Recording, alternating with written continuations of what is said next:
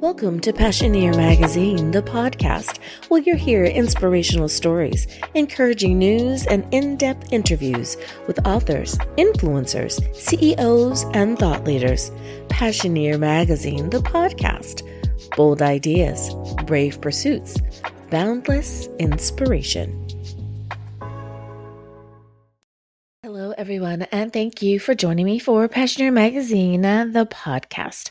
Today, we are looking at integrating wellness into our daily lives. Now, I realize that everyone is, of course, trying to be the best that they could be, but in my mind, there's nothing wrong with a little helpful reminder from time to time. So let's go on and get started. Number one would be remembering to take mindful breaks.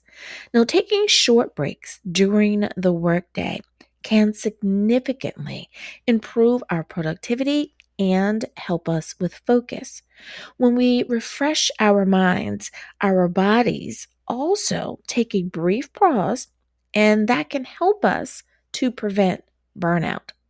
Now, I don't think I have to explain burnout, but so many people are experiencing it over the past few months. They feel like they're burning the candle at both ends, which is not healthy for us. We are doing it for various reasons. You may feel that you've put too much on your plate, or you couldn't help but put all of those things on your plate. You're trying to make a deadline. You're trying to be whatever it is. But boy, do you feel that your feet are to the fire. So, with that being said, we still need to be mindful that we need to take some breaks. This is, again, especially true when it comes to our overall well being. So, what are some things that we can do to make sure that we are implementing our mindful breaks? We can start by implementing a routine of taking a simple 5-minute break every hour. Now, I know that that may seem like not enough, but for so many people, that's a great start. What do I mean by that?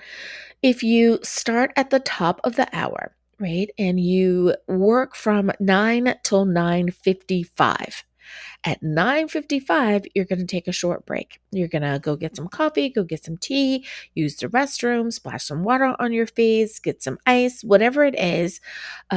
Poke your head out of the window, walk out the front door, walk to the elevator and back, whatever it is. But you're just going to give your mind a break for a moment. And then you're going to come back to that task and continue along. So by 10 a.m., you are now back at your desk and you are back on task. By doing this, you are giving yourself a moment to reset. Now, if you are able to go outside and get fresh air, of course, that's perfect. But at the same time, many of our workspaces no longer have windows that can be opened, and we don't have access to the fresh air the way that we used to. So perhaps it's easier for you to do a stretch at your desk or to take a moment of meditation. Whatever it is that you do, you just want to take a little break from the task. You'll find again that this simple yet effective movement helps to maintain your focus and productivity while reducing your feeling of burnout. I'm going to tell you a little bit of a secret here.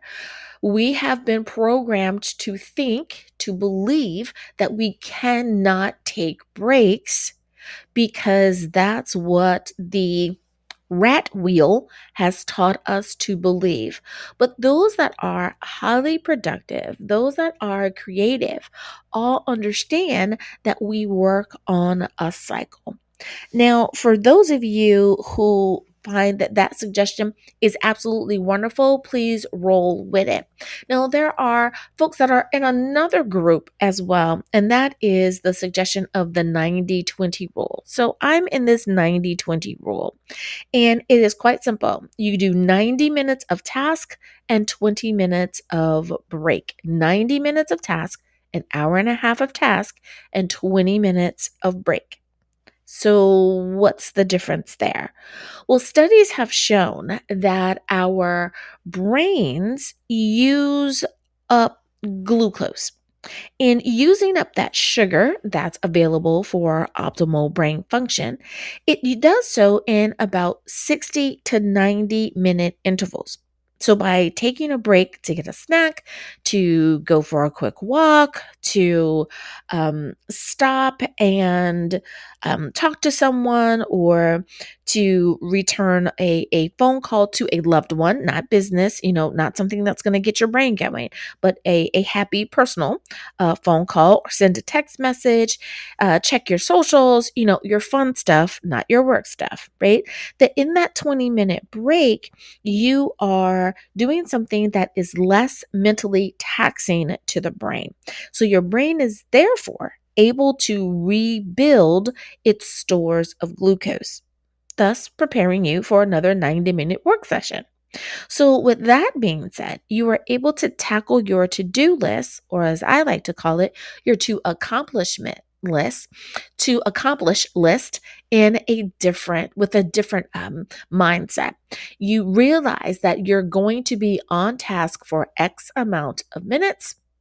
And then you're going to move on to your break. And then you're going to either go back to that task, of course, if you haven't completed it. But if you have, then you're going to move on to the new task with a fresh set of eyes. And that can really and truly make all the difference in the world in how your projects continue to move going forward. Another thing that we should look at when we're talking about mindful breaks is setting boundaries. Now, I cannot highlight the importance enough of setting boundaries to protect your time. So, not only do I believe that you should time block and that you do certain things at certain times and certain forms and fashions that help you be productive, but I also believe that you should set the boundary of if this is work time, this is break time. So, we find that many times when we are in a work environment where you're the person that tends to have all of the answers. Even if you are on break or if you are eating your lunch at your desk, people will come over to you, right? And they're going to say, I'm so sorry to bother you, but, oh, you're eating your lunch. Do you have a quick minute for me? Right? The hazards of being not only the person who really knows what they're doing, but also the hazards of not creating that boundary for your time, for your workspace. And what I mean by that is that your workspace, your work time is for when you are working. When you are on break, have your break time, your break space. And so many times, the easiest way to protect your break space is by not taking a break in your workspace. Stop eating your lunch at your desk. Stop taking your break at your desk. Go somewhere else so that you are in a different mindset, you're in a different location, and you're able to shake all of that workplace space off of you and really and truly kind of wiggle your toes in your break. But again, you first must establish this clear boundary to people. Now, for a person like myself who usually had an open door policy to my office space where literally my door was open, you were welcome to come in, poke your head in whenever you needed to. But if my door was closed, then everyone understood that means that you are not to disturb my space at that particular time. Unless the house is on fire, unless, there's an emergency type situation, not during the closed door sessions. And usually that was because I needed absolute quiet. We were talking to someone about something that needed my undivided attention, and or I was on break. Right. And I wanted everyone to really and truly understand that this was not a time to be disturbed. Now, with that being said, if that's going to be your rule, then keep your door open as much as you possibly can so that when your door is closed, people understand this is not the time and they will come back. Now, I've even heard one person who made the suggestion of, if my door is closed and you need to get to me, get a post-it, put your name on it, the time you were there, and stick it on the door. So when that person goes to open their door back, they see the post-it notes, they see who came at what time, and then they go back to those people according to the time in which they showed up. Kind of like a first come, first serve, I think. Now, of course, everyone is on the honor system. You can't see that Jackie came at 9:30, so then you're going to put down you, Melissa, came at 9:25, right? Like, don't do that, but really and truly follow that honor system there, because you realize that the person that you're trying to see will definitely get back to you. I thought that that was a pretty cool suggestion. Department of around 10 to 25 people, and that worked. Now, if your department is, hundreds of people, that may not necessarily work for you, or try it and see what happens. And you never know how it may work in your workspace. Another way that we can integrate wellness into our daily lives is by incorporating healthier eating habits. Now, I am not going to be the one to wag my finger at anyone for anything that you eat.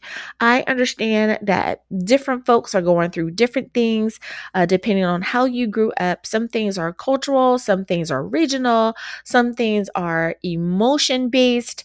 All of those things can definitely help determine what we're snacking on, and I understand that. But what are some tips that we can do to help us maintain our time and, most importantly, our wellness in our daily lives? And that is with meal planning. So, one of the benefits of meal planning and preparation is that you are maintaining healthy eating habits. Why? Because you're mindful of what are you preparing? What are you making? So you're able to look at portion size, you're able to incorporate vegetables and all of the things that you need in order to be your healthiest, right? So one way that you could do this is by following certain folks on social media. Find someone who's a nutritionist, a dietitian, someone who is into holistic eating, someone who is going to share organic fruits and vegetable tips with you, whatever it is, right? Like, find that niche, whatever you are dealing with, whatever you really want to focus on when it comes to healthy meal planning. Follow someone who's able to really and truly help you with that. So, if you are someone who happens to love the pescatarian eating lifestyle the way that I do, then you want to follow someone who prepares pescatarian meals. That's a no brainer, right? Follow someone who's going to help you in the lifestyle in which you are trying to accomplish. So that means that you may be batching snacks on the weekend. You may be batching your meals. It may just be that you are prepping the items that you need for your meals. I know that there's so many handy dandy gadgets out there that make it so that really help us in preparing our meals nowadays. If you're a person who likes for stuff to look pretty before you use it, then of course, use some of those gadgets. Whatever is going to help spark you into helping yourself to prepare your meals and do it from a healthy standard, by all means, utilize that. The other thing that we can look at is our snack alternatives. Now, I already know, right? If it's not a great snack, if it's what, not salty or sweet, if it's not whatever, fill in the blank for you. If it's not chewy, if it's not crispy, if it's not hot, if it's not cold, if it's not dipped in whatever, right? Everyone has their own snack preferences. But one of the alternatives to eating traditional unhealthy snacks that are commonly found, readily available, and usually really cheap to consume is we can switch to a nutrient dense snack. And that's going to be more so like our fresh fruits, our yogurts, our nuts, our veggie sticks, and all of those things are going to help curb our cravings and also sustain our energy. Now, I realize that many people are following a particular diet due to health concerns. You are going to eat and or snack according to what your medical team has suggested for you. That should go without saying, right? Like, we all are in a place where we know that no one supersedes the suggestions of our doctors.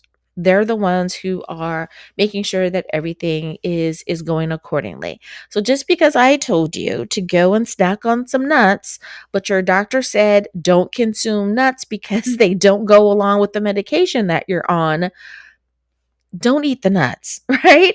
Do what your MD is telling you to do.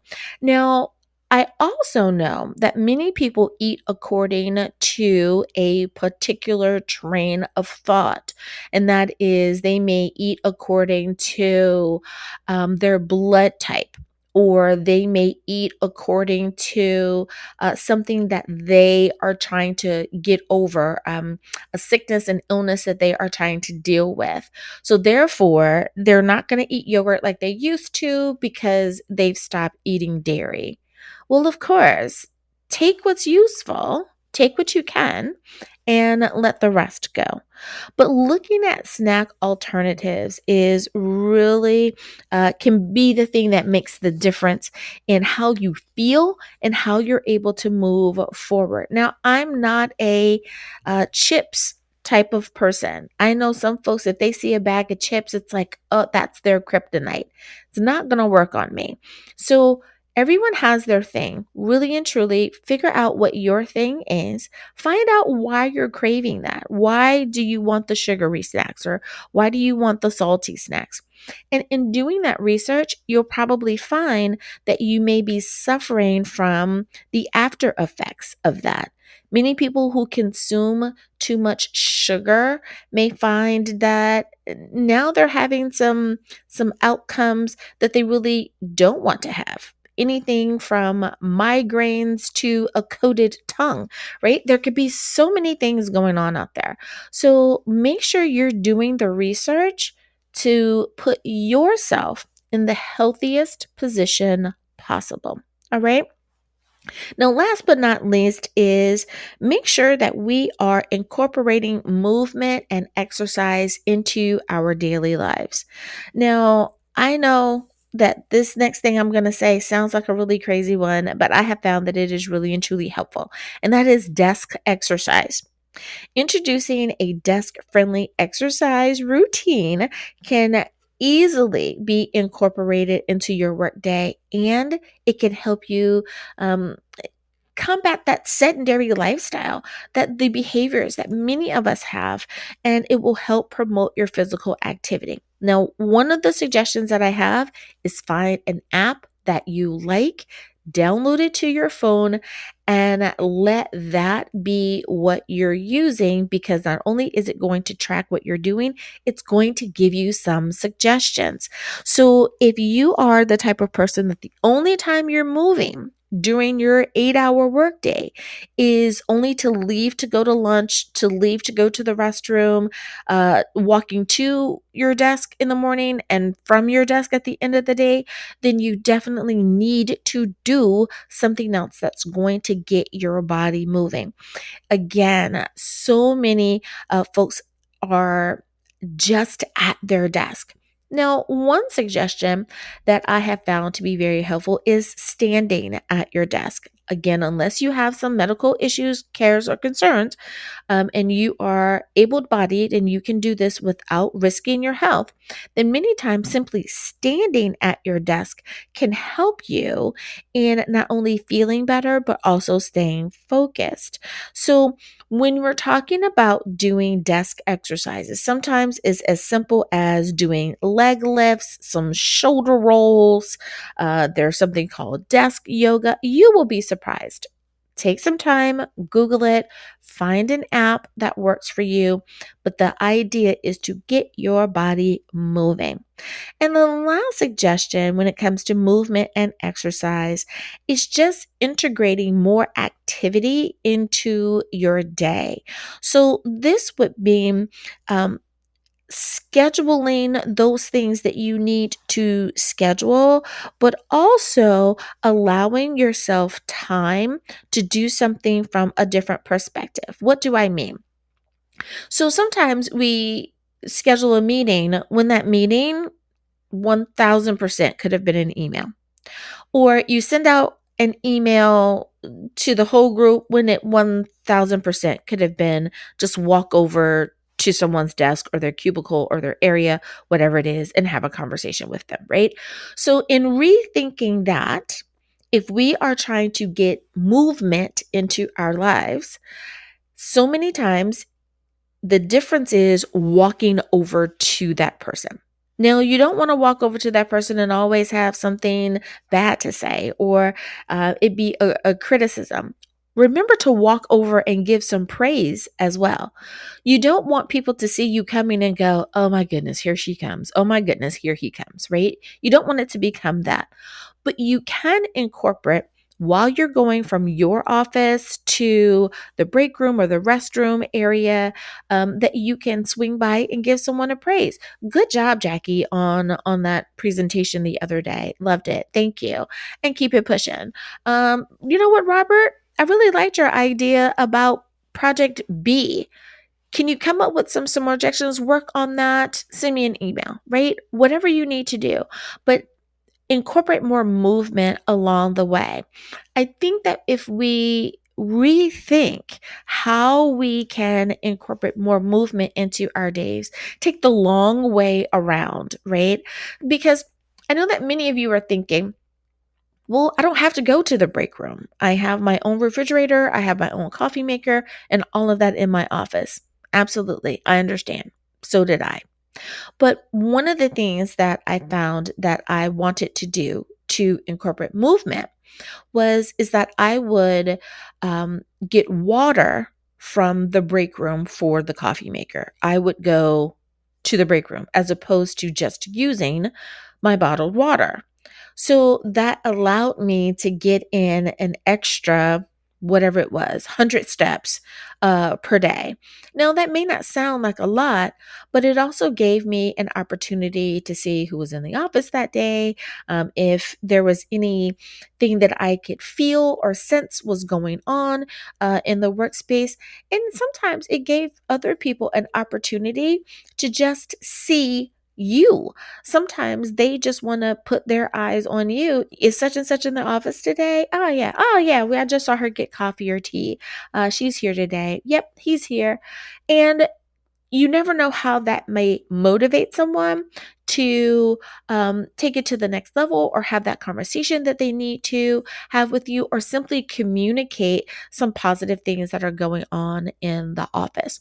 So if you are trying to incorporate a culture of wellness into your workspace, be it that you are a team of two or it is 2,000 of you, I encourage you this year to make sure that you are definitely integrating some wellness into your daily life. We all want to live to be our very best, and we know that we cannot do it by simply being sedentary. We definitely have to incorporate some wellness into our day to day lives. So, thank you so much for spending some time with me today and for considering integrating more wellness into your daily life. Thank you for listening to Passioneer Magazine, the podcast.